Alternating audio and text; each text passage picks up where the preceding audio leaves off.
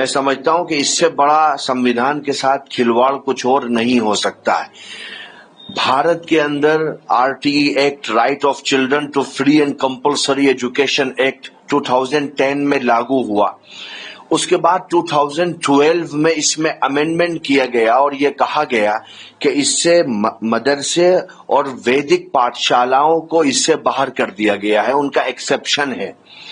फिर जब आरटीई में मदरसों को और वैदिक पाठशालाओं को बाहर कर दिया गया तो इस अमेंडमेंट को सुप्रीम कोर्ट में चैलेंज किया गया और 2014 में Brahmavati educational and cultural trust versus union of India, supreme court में जो दावे किए गए थे कि आरटीई एक्ट में जो अमेंडमेंट किया गया है उसकी कॉन्स्टिट्यूशनैलिटी को और संवैधानिकता को चैलेंज करके ये कहा गया था कि ये भारत के संविधान के बेसिक स्ट्रक्चर को वायलेट करता है, डैमेज करता है।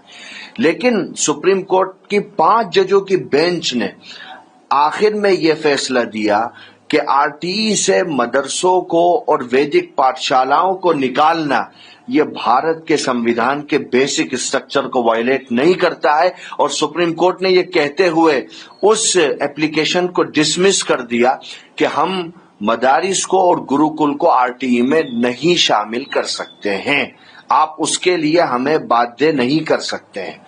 उसके बाद ये तय हो गया कि आरटीई में मदारिस और गुरुकुल नहीं आते। उसके बाद एनसीपीसीआर वाले बीच में आए, उन्होंने मदारिस को नोटिस देने शुरू किए कि साहब आप मॉडर्न एजुकेशन के खिलाफ हैं, आप आधुनिक शिक्षा के खिलाफ हैं।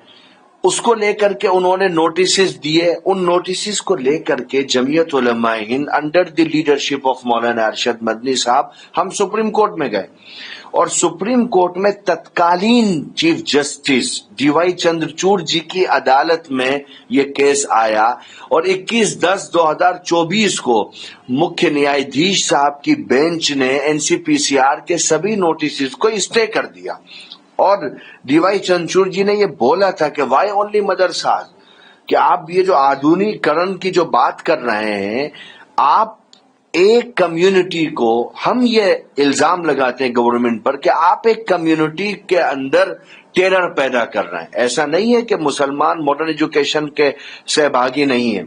उसके बाद इस एनसीपीसीआर के जजमेंट के बाद 20/12/2024 को उत्तर प्रदेश सरकार ने एक डायरेक्शन जारी किया विशेष सचिव की तरफ से, जिसमें यह कहा गया कि चूंकि जमीयत उलमाए हिंद और एनसीपीसीआर के बीच में मामला सुप्रीम कोर्ट में विचाराधीन है, इसलिए गैर मान्यता प्राप्त मदरसों के संबंध में जारी नोटिस पर तत्काल रोक लगा दी जाती है। मैंने ऊपर से पूरी श्रृंखला गिनाई। आरटीई बना, 12 में अमेंडमेंट हुआ, 14 में उसकी कॉन्स्टिट्यूशनैलिटी को जो चैलेंज किया गया था सुप्रीम कोर्ट ने कह दिया कि साहब आरटीई में मदरसे गुरुकुल नहीं आते हैं, 5 जजों की बेंच ने। उसके बाद 21/10/2024 को डीवाई चंद्रचूड़ जी की अदालत ने उसको स्टे कर दिया एनसीपीसीआर को। फिर 20/12/2024 को स्टेट गवर्नमेंट का नोटिफिकेशन है, एडवाइजरी है, डायरेक्शन है। उसके बाद भी अगर डिस्ट्रिक्ट मजिस्ट्रेट या अल्पसंख्यक कल्याण अधिकारी गैर मान्यता प्राप्त होने की बुनियाद पर मदरसों को बंद कर रहे हैं तो एक कंटेम्प्ट ऑफ कोर्ट नहीं है तो और क्या है? क्या सुप्रीम कोर्ट की अवमानना नहीं है? क्या राज्य सरकार के आदेश को पसे पुष्ट नहीं डाला जा रहा है? हमको तय करना है कि भाई हम क्या कर रहे हैं, हम कमिंग जनरेशन को क्या संदेश दे रहे हैं।